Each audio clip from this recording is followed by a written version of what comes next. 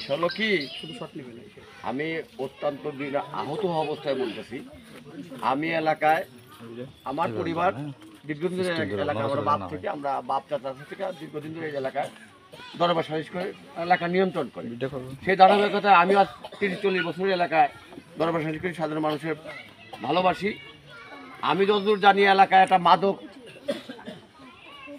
সেন্টিকেট আছে, মাদকের কিছু পোলাপান এইখানে আসে, এখানে প্রতিদিনই আসে 5 জন 7 জন 10 জন 12 জন।